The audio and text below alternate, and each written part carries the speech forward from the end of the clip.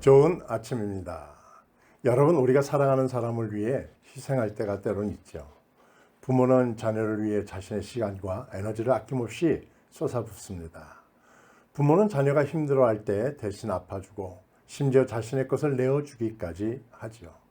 사랑은 말로만 하는 것이 아니라 때로는 고난을 통해 증명하는 것입니다. 예수님의 사랑도 마찬가지였습니다.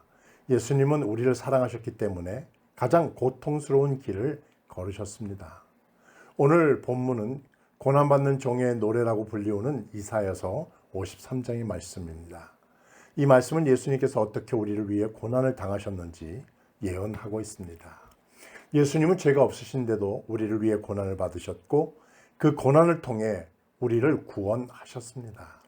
오늘 말씀을 통해 예수님의 고난을 통해 보여주신 사랑이 무엇인지 우리 함께 묵상해 보도록 하겠습니다. 여러분, 예수님께서 받으신 고난을 마음에 한번 그려보세요. 예수님은 채찍에 맞으셨습니다. 로마 군인은 예수님을 조롱하며 가시관을 씌웠습니다. 손바닥으로 예수님의 뺨을 때리기도 했습니다. 그리고 예수님은 무거운 십자가를 지시고 골고다 언덕을 오르셨습니다. 그 과정에서 예수님은 육체적으로 고통받으셨을 뿐만 아니라 사람들에게 배신당하고 조롱당하고 사랑하는 제자들에게도 버림받았습니다.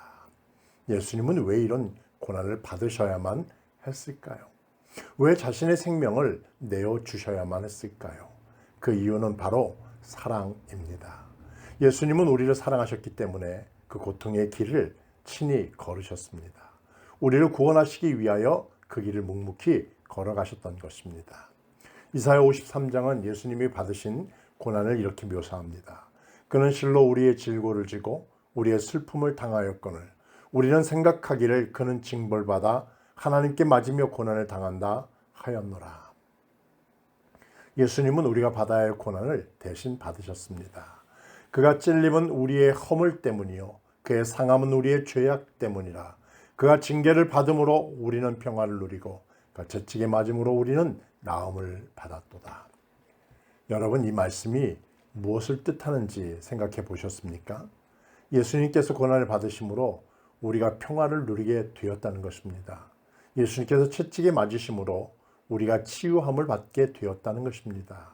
예수님은 죄가 없으셨습니다. 그런데도 우리를 대신해 그 고난을 친히 받으셨던 거죠. 이사야 53장 6절 말씀에는 우리는 다 양 같아서 그릇 행하여 각기 제 길로 갔거늘 여호와께서 우리 모두의 죄악을 그에게 담당시키셨도다.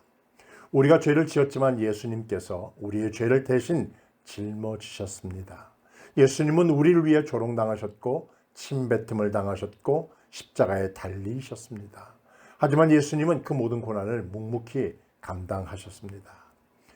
그가 곤욕을 당하여 괴로울 때도 그의 입을 열지 아니하였으며 마치 도수장으로 끌려가는 어린 양과 같이 털 깎는 자 앞에서 잠잠한 양같이 그의 입을 열지 아니하였도다. 이사야서 53장 7절 말씀이죠. 예수님은 자신의 권리를 주장하지 않으셨습니다. 그저 우리를 위하여 고난의 길을 묵묵히 감당해 가셨습니다. 여러분, 우리가 받은 사랑이 얼마나 큰지 깨닫고 계신지요? 우리가 마땅히 받아야 할 고난, 우리가 마땅히 받아야 할 형벌, 예수님이 대신 받으셨습니다. 그런데 우리는 때때로 그 사랑을 잊고 살 때가 얼마나 많은지 모르죠. 나의 죄가 얼마나 무거운지 잊고 예수님이 나를 위해 무엇을 하셨는지를 잃어버리곤 합니다. 나는 지금 예수님의 사랑을 어떻게 받아들이고 있는가? 나는 예수님이 보여주신 그 사랑에 어떻게 반응하며 응답하고 있는가? 나는 예수님의 사랑을 기억하며 희생과 헌신의 삶을 살고 있는가? 우리 스스로 우리의 삶을 되짚어가며 한번 생각해보는 그런 기회가 되기를 바랍니다. 예수님께서 우리를 위해 보이신 사랑은 단순한 말이 아니라 고난을 통해 드러난 사랑입니다. 우리가 받은 그 사랑을 기억하며 우리도 그 사랑을 실천하며 살아가십시다. 사랑하는 여러분, 예수님은 우리를 사랑하셨기 때문에 고난의 길을 선택하셨습니다. 그분의 고난은 우리가 치유받기 위함이었고 우리가 평화를 누리기 위함이었습니다. 예수님께서는 우리를 구원하시기 위해 자신의 생명을 아낌없이 내어주셨습니다. 사랑은 여기 있으니 우리가 하나님을 사랑한 것이 아니요 하나님이 우리를 사랑하사 우리의 죄를 속하기 위하여 화목제물로 그 아들을 보내셨습니다. 요한일서 4장 10절 말씀입니다. 우리가 받은 그 사랑을 기억하십시다. 예수님께서 보여주신 그 사랑이 우리의 삶 속에서 흘러나가기를 소망합니다. 그 사랑으로 다른 사람을 사랑하고 예수님처럼 희생과 섬김의 삶을 살아가는 오늘 하루가 되기를 주님의 이름으로 축복합니다. 사랑의 주님, 우리가 받아야 할 고난을 주님께서 대신 받으셨습니다. 우리가 받아야 할 형벌을 주님께서 대신 감당해 주셨습니다.